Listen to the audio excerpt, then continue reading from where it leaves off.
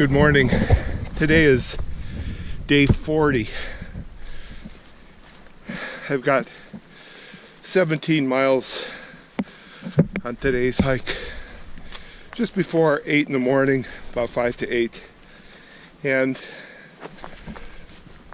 I'm starting at 6:32 going southbound. I'm going to end up at the Elado Pavilion. Actually, we're going 17 miles down to actually the Gross Close store. 17 miles today, not a cloud in the sky. Beautiful day. Trail should be probably moderate, not necessarily easy. We'll see. I think I can. You can see I just missed the sunrise. Just another one of those. Wow. Excuse me. I just missed the sunrise this morning.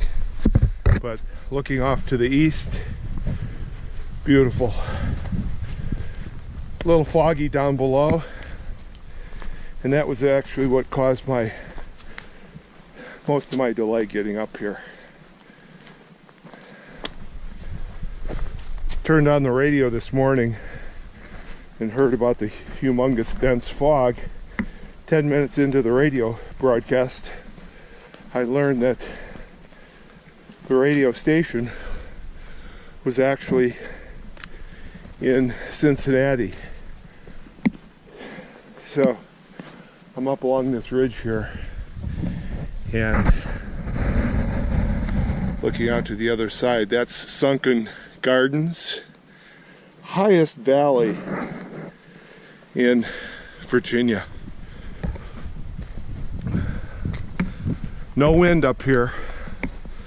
I can only say that if it had been windy, if it was windy today, this would be where I would be getting the brunt of it.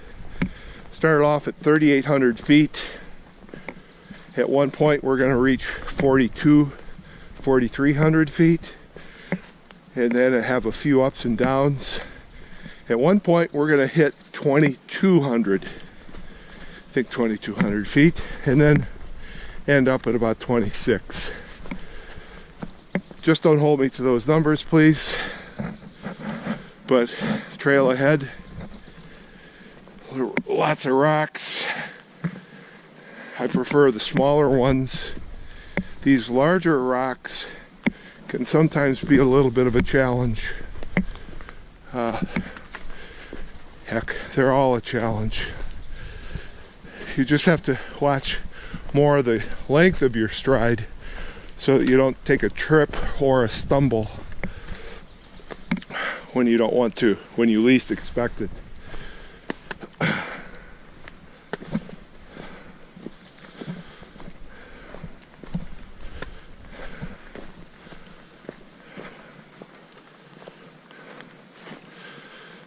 But overall, a 1,600 foot decline for the day. And again, that's simply because the vehicle got me to the top. So that was the same start point as my second half yesterday. Legs feel good. Still have some blisters on the back of my heel. So for the blisters, I've used some Neosporin and a couple of standard J&J bandages. The excess skin, I just let that lie over the tender spot and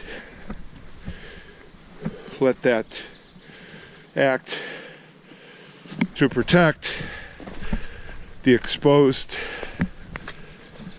underlayer of skin, which is really where the pain begins. So, there's birds up here.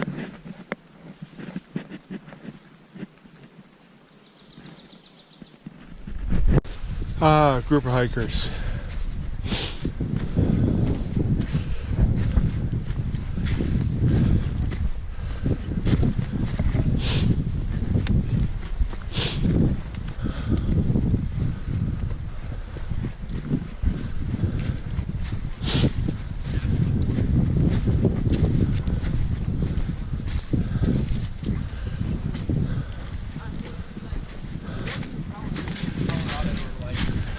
After you. How you doing, sir? Hey, good. How are you? Doing well. Where are you going? I saw you yesterday. Yeah, we're going to Davis Farm. We just right. spent the night up there. Spent the night where? At Chestnut? Yeah, you started up there? Yeah. Yeah, cool. Nice. Okay. You pass water this way? None to speak of. No, you gotta wait until you get to that spot where we were yesterday. Well, you saw the cabin up there said there's a blue blaze down this way. And if you follow that point too. Okay, I didn't try that. Yeah. You see a blue blaze this way? Yes. Yeah, right down at quarter mile down. Sounds great. Thanks so much, buddy. Have yeah. a good one. Yeah. And not as I am for the hiking. So I see this ridge up here. As you approach a ridge like this, and you're going uphill, you think to yourself, my, is the trail going to take me there? And 6 of one, half dozen of the other. Because by now, I've certainly been on enough ridges. Oops. I've certainly been on enough ridges and had certainly, I don't want to say enough, nice views. You can never, I guess, get enough of it. But once you see the trail head off to the left with the 200-foot higher ridge off to the right, you say to yourself, aha. So if they stayed at Chestnut Knob, it tells me there's probably no water there if they're looking for water already.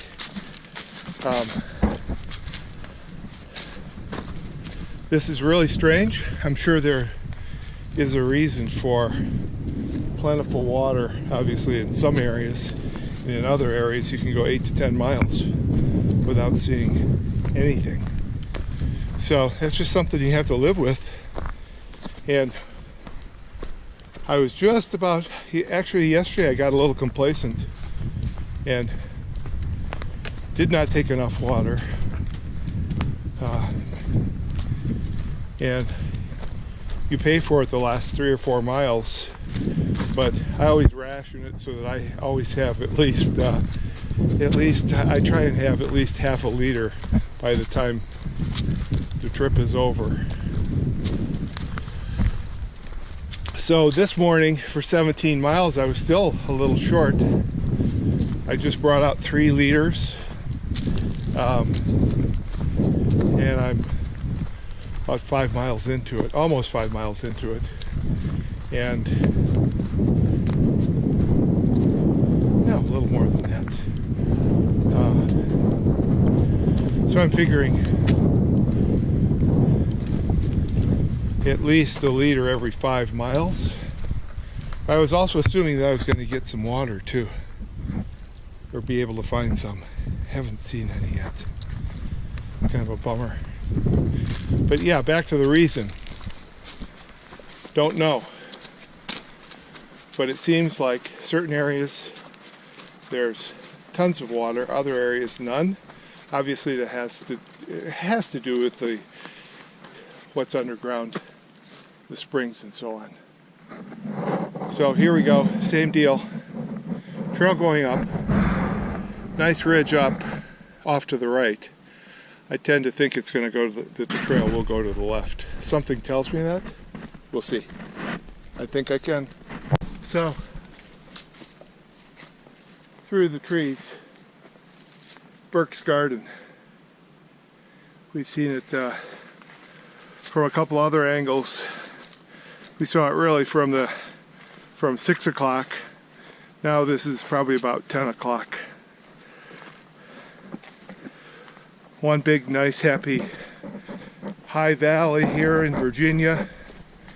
Probably about 50% populated by Amish.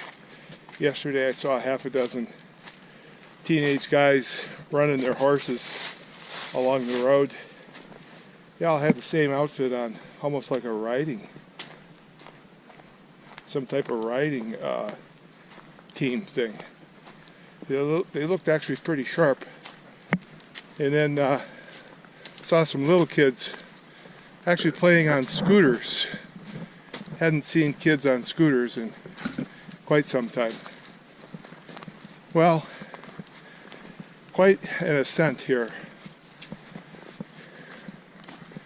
Got a few more feet to go, and then we'll have hit the peak for the day, roughly 4,800. But again, what looks on paper does not always reflect in reality, both on the trail and off the trail, whether it's business, politics, religion, relationships, you name it. Wow. Where is Chestnut Knob? All right.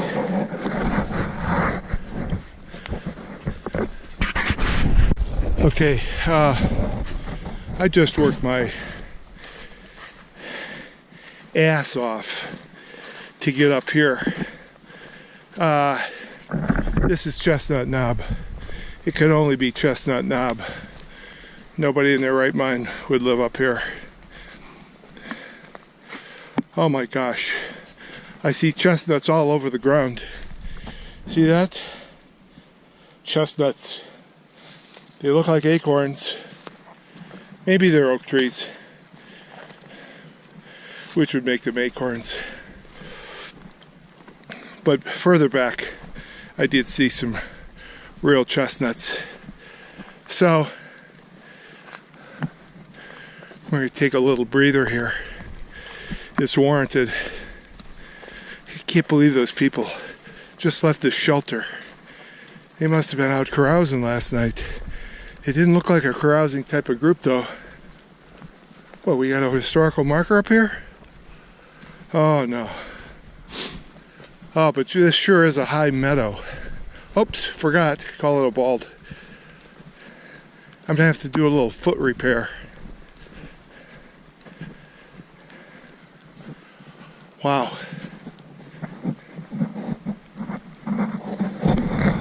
I will say that the southbound last quarter, maybe last half mile to get up to this place was just a nasty trek. But you know what? It's all worth it, because this Burke's Garden, which we've been looking at and talking about like forever, here it is, baby. Burke's Garden, baby! Huh. Gets no better.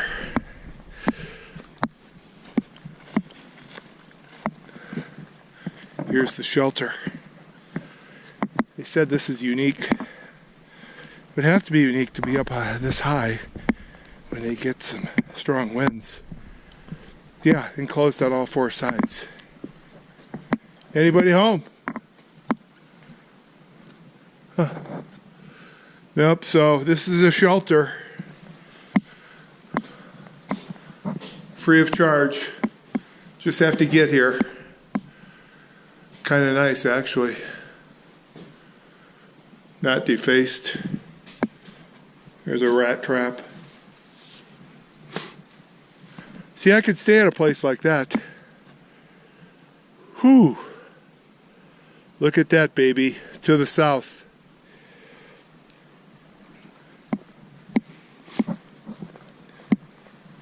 Yeah, this is 4,800 feet right here. So I'm going to take a break. Try and fix my feet up a little bit. I'm going to first check them, obviously. And grab a little something to eat, have a celebration. Ah, I forgot the beer. Okay, here we go.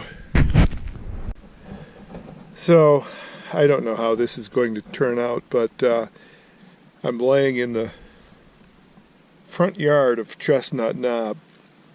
It's a nice yard. I started right here for this morning, and that's where I started the second half of yesterday's hike. You can see from Route 42, you go up a squiggly road there. The P represents a parking spot. That's what I look for on these maps, potential parking areas. Hiked over to Walker Gap. Walker Gap, as in most gaps, they'll be down at a little lower elevation. And let me just say, it was a bear getting up to Chestnut Knob here. So from Chestnut Knob, you can see we got about maybe 1.5 miles along Chestnut Ridge. And then I've got about 8 or 9 miles, probably more like 9 miles, down to the parking area where I parked this morning. I also keep track of my activity here, so you can see this is day 40. I'm taking mile 571 to 554, 17 miles southbound. It's as easy as that. So every once in a while, I do know how to read these topo maps, but I can tell you just by eyeballing it that wherever you're going to run into a road, for instance here, that's going to be downhill going down to that road, and then this is going to be uphill. I'm also looking for some water. I see potential water here and potential water here. Doesn't mean it's going to be there. I've got 2.5 liters right now. I'm going to finish a half so that if I need to, I'll end up with 1 liter per 5 miles. So that's it for map reading on the trail today.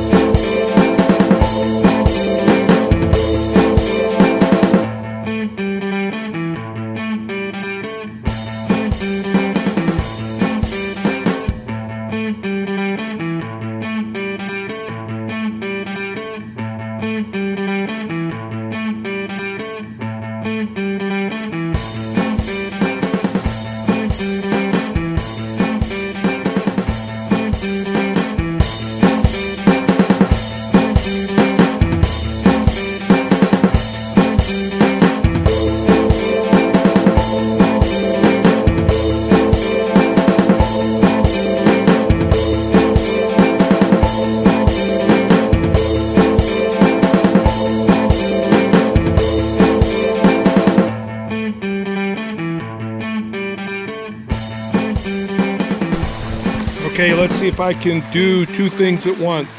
Sometimes I can. I'm going to try and fill up a water container with what we call dirty water. Oh, tough to do at the end of a day. So here we go. That ought to be pretty easy. Almost full. Good enough for horseshoes.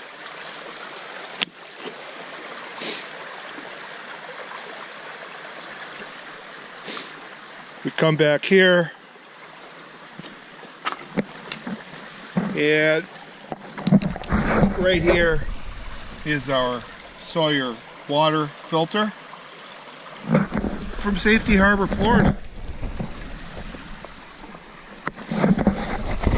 And then we attach like so, attach the filter to the dirty water.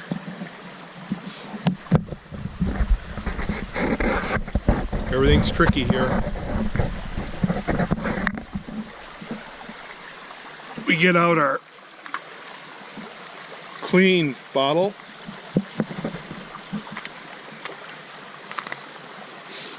Put the cap to the side. Normally I like to sit down when I do this, but this is up close and personal. I suppose I could, but you know, I'm not going to.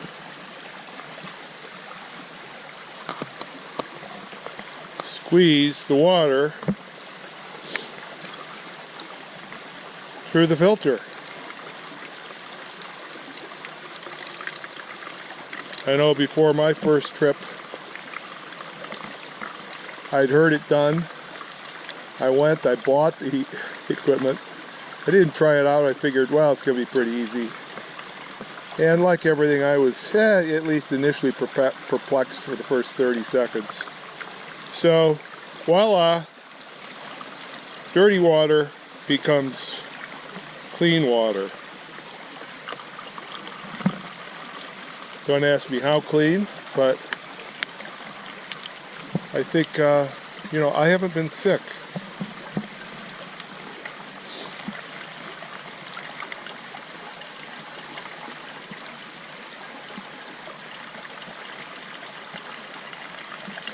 So that's good enough. I only need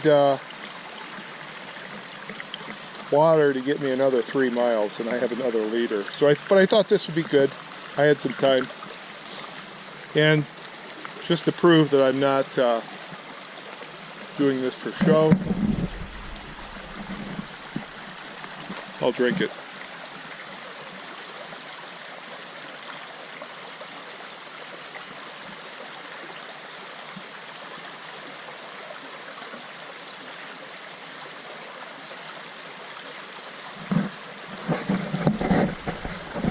Maybe that was not what anyone wanted to see. But when I talk about getting water out of a stream, that's what we do. Well, I have never, ever seen anything quite like this before. This will provide a bird's eye view to the lucky woodpecker who chooses to live here. I guess he's not home. There's one up there, maybe from last year. Wow, you talk about some hard work. Now that defines hard work.